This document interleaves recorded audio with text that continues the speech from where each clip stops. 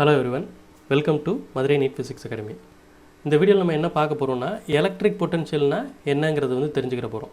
இப்போ electric potential அப்படிங்கிறது வந்து ஜென்ரலாகவே நம்மளுக்கு வந்து ஒரு இன்ஃபினிட்டிலேருந்து ஒரு சார்ஜ் எடுத்துகிட்டு வருவோம், ஒரு எலக்ட்ரிக் ஃபீல்டில் கொண்டு போகிறதுக்கு என்ன ஒர்க் டன் பண்ணியிருக்கோமோ அதான் வந்து எலக்ட்ரிக் பொட்டன்ஷியல், அப்படி இல்லாட்டி எலக்ட்ரிக் பொட்டன்ஷியல் எனர்ஜி அப்படின்னு சொல்லுவோம். எலக்ட்ரிக் பொட்டன்ஷியல் எனர்ஜினா ஏதோ ஒரு சார்ஜை கொண்டு வர்றது, எலக்ட்ரிக் பொட்டன்ஷியல்னா ஒரு யூனிட் பாசிட்டிவ் சார்ஜ் வந்து கொண்டு வர்றது அப்படிங்கிற மாதிரி நம்ம சொல்லுவோம். ஸோ இதுக்கெல்லாம் ஃபஸ்ட்டு பேஸாக நம்ம என்ன தெரிஞ்சுக்கிறணும் அப்படின்னு கேட்டிங்கன்னா, இந்த work done to move a charge in an electrostatic field அல்லது எலக்ட்ரிக் ஃபீல்டுன்னு சொல்லிக்கலாம். அப்போது ஒரு எலக்ட்ரிக் ஃபீல்டுக்குள்ளே வந்து ஒரு சார்ஜை கொண்டு போகிறதுக்கு என்ன ஒர்க் பண்ணுறோம் அப்படிங்கிறத ஃபஸ்ட்டு நம்ம தெரிஞ்சுக்கிறணும். சரியா? இப்போ உதாரணத்துக்கு இது ஒரு எலக்ட்ரிக் ஃபீல்டு அப்படின்னு சொல்லி வச்சுக்கிறோம். இந்த மாதிரி ஒரு எலக்ட்ரிக் ஃபீல்டு வந்து இருக்குது, இந்த டைரெக்ஷனில் இருக்குது. இது பேரலாக போட்டுக்கிறோம்.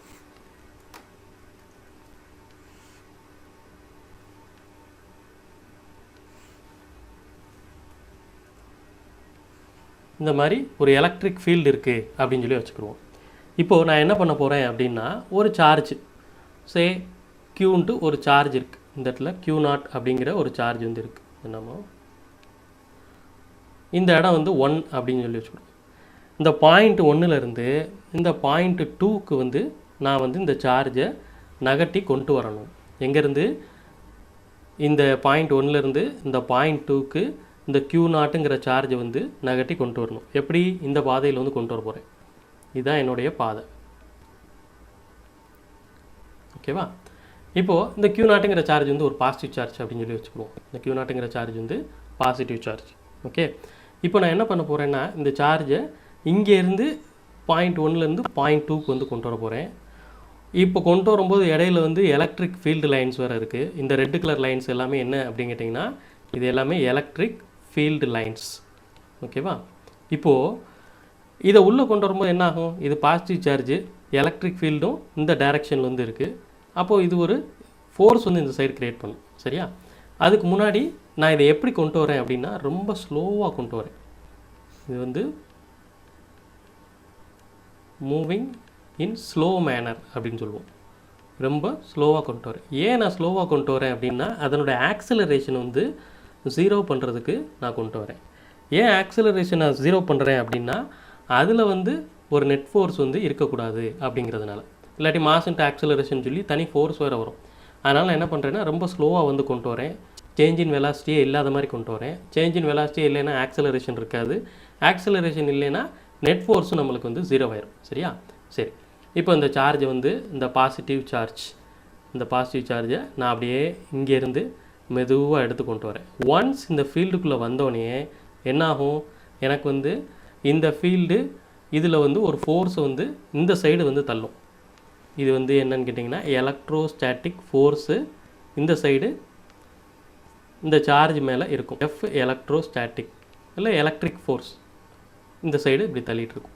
சரியா? இப்போது நான் வந்து என்னோடய எய்ம் வந்து இதே பாதையில் மாறாமல் கொண்டு போகணும். அப்படிங்கிறம்போது இந்த ஃபோர்ஸ் இந்த பக்கம் கொடுக்கும்போது நான் ஒரு எக்ஸ்டர்னல் ஃபோர்ஸ் இதுக்கு ஈக்குவல் அண்ட் ஆப்போசிட்டாக இந்த சைடு நான் கொடுப்பேன். இதுதான் எக்ஸ்டர்னல் ஃபோர்ஸ். நான் கொடுக்கக்கூடிய ஃபோர்ஸ் இந்த சைடு இருக்கும். சரியா? அதை அப்படியே ரெண்டே ஈக்குவலாக மெயின்டைன் பண்ணி இந்த எலக்ட்ரோஸ்டாட்டிக் ஃபோர்ஸுக்கு தகுந்த மாதிரி நான் எக்ஸ்டர்னல் ஃபோர்ஸ் கொடுத்துக்கிட்டே நான் இங்கேருந்து இங்கே வரைக்கும் கொண்டு வந்துடுவேன். சரியா? சரி, இப்போ நான் ஒர்க் டன் வந்து கால்குலேட் பண்ண போகிறேன்.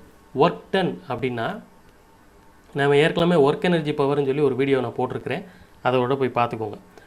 ஒர்க் டன் அப்படிங்கிறது வந்து ஃபோர்ஸ் இன்ட்டு டிஸ்பிளேஸ்மெண்ட், அதாவது force vector dot displacement vector அப்படின்னு வந்து நான் சொல்லியிருக்கிறேன். Dot displacement vector. இங்கே ஃபோர்ஸ் வந்து எஃப் வெக்டாராக இருக்கட்டும், டிஸ்பிளேஸ்மெண்ட் வெக்டார் வந்து டிஆர் வெக்டார் அப்படின்னு சொல்லியிருக்கேன். அதாவது கொஞ்சோண்டு இங்கேருந்து இங்கே நகட்டுறதுக்கு என்ன வேலை செஞ்சுருக்கிறேன் அப்படின்னு சொல்லி, கொஞ்சம் தூரத்துக்கு டிஆருங்கிற டிஸ்டன்ஸுக்கு எவ்வளோ வேலை செய்கிறேன் அப்படிங்கிறத கண்டுபிடிச்சிட்டு அதுக்கப்புறம் நான் இன்டகிரேட் பண்ணிக்கிடுவேன். சரியா? இதுதான் ஒர்க் டன்ங்கிறதுக்கான ஃபார்முலா. இப்போது work done by external agent அப்படிங்கிறாங்க. அப்போது நான் ஒர்க் டன் பை எக்ஸ்டர்னல் ஏஜென்ட்டுங்கிறது யார்? நான் தான். Work done by external agent is equal to F external. Force வந்து எக்ஸ்டர்னல் காரர் கொடுத்த ஃபோர்ஸு, அதாவது நான் கொடுக்கக்கூடிய ஃபோர்ஸு, இந்த external force dot displacement vector d r vector, force vector dot displacement vector. இது எங்கேருந்து எங்கே வரைக்கும் கொண்டு வரேன், 1லேருந்து 2 வரைக்கும் கொண்டு வரேன். ஏன்னா நான் இப்போ கால்குலேட் பண்ணதுக்கு எங்கே கால்குலேட் பண்ணியிருக்கேன்னா ஸ்மால் டிஸ்டன்ஸுக்கு தான் கால்குலேட் பண்ணியிருக்கிறேன். சரியா? இப்போது இதை நான் இன்டகிரேட் பண்ணுறேன். 1லேருந்து 2 வரைக்கும் நான் இன்டகிரேட் பண்ணிட்டேன். எனக்கு என்ன கிடச்சிரும், work done by external force வந்து எனக்கு கிடச்சிரும். ஓகே, இப்போ நான் எக்ஸ்டர்னல் ஃபோர்ஸ் வந்து என்னோடய ஃபோர்ஸ் வந்து என்னவாக இருக்கும் அப்படின்னு சொல்லி பார்க்கணும். என்னோடய ஃபோர்ஸ் வந்து என்னவாக இருக்க போது, இந்த எக்ஸ்டர்னல் ஃபோர்ஸ் வந்து will be equal and opposite to the electrostatic force. இந்த எலக்ட்ரோஸ்டாட்டிக் ஃபோர்ஸுக்கு அப்படியே ஆப்போசிட்டில் இருக்கிறது தான் எக்ஸ்டர்னல் ஃபோர்ஸ். அப்போ எலக்ட்ரோஸ்டாட்டிக் ஃபோர்ஸுங்கிறது வந்து என்னது, மைனஸு QE. இது ஏற்கனவே நம்ம எலக்ட்ரிக் ஃபீல்டில் வந்து பார்த்துருக்குறோம். சரியா? Minus QE. இங்கே என்ன சார்ஜ் கொண்டு வரேன், Q0ன்னு கொண்டு வரதுனால Q0E அப்படின்னு வந்து சொல்கிறேன். சரியா? மேக்னிடியூட் ஈக்குவலாக இருக்கும், பட் டைரக்ஷன் வந்து ஆப்போசிட்டில் இருக்கும். அப்போது இங்கே வந்து இன்டகிரல் பொசிஷன் 1லேருந்து 2 வரைக்கும் எக்ஸ்டர்னல் ஃபோர்ஸ் வந்து மைனஸ் Q0E டாட் dr அப்படின்னு வந்து சொல்லணும். dr வெக்டார், இது E வெக்டார், இது dr vector.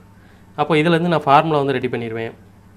Work done by external agent in moving a charge in electric field is equal to minus Q0. ஏன்னா இந்த சார்ஜ் வந்து நம்மளுக்கு கான்ஸ்டன்ட்னு தெரிஞ்சு போச்சு.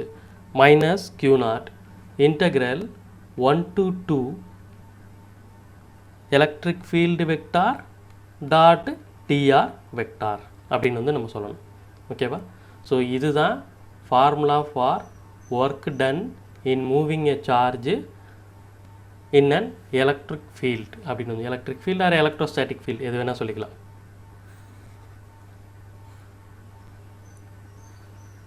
ஓகே, ஸோ இது ஞாபகம் வச்சுக்கிட்டோம்னா அடுத்தடுத்து நம்ம வந்து எலக்ட்ரிக் பொட்டன்ஷியல்னால் என்ன அப்படிங்கிறத வந்து கண்டுபிடிச்சிடலாம். இந்த ரெட் கலர் லைன்ஸ் எல்லாம் இருக்குல்ல, இது வந்து எலக்ட்ரிக் ஃபீல்டு லைன்ஸ்னு சொல்கிறோம். அப்படின்னா என்ன அர்த்தம், இந்த பக்கம் ஏதோ ஒரு சோர்ஸ் சார்ஜ் இருக்குது, இல்லை ஒரு காம்பினேஷன் ஆஃப் சோர்ஸ் சார்ஜஸ் இருக்குது, அதனால எலக்ட்ரிக் ஃபீல்டு லைன்ஸ் இந்த மாதிரி இந்த டைரெக்ஷனில் இருக்குது அப்படின்னு வந்து நம்ம சொல்கிறோம். சரியா? ஸோ அப்போ work done in moving a charge in electrostatic ஃபீல்டுனா என்ன அர்த்தம், minus Q0 integral E vector dot dr vector 1 to 2 அப்படிங்கிற மாதிரி நம்ம சொல்கிறோம். ஓகேவா?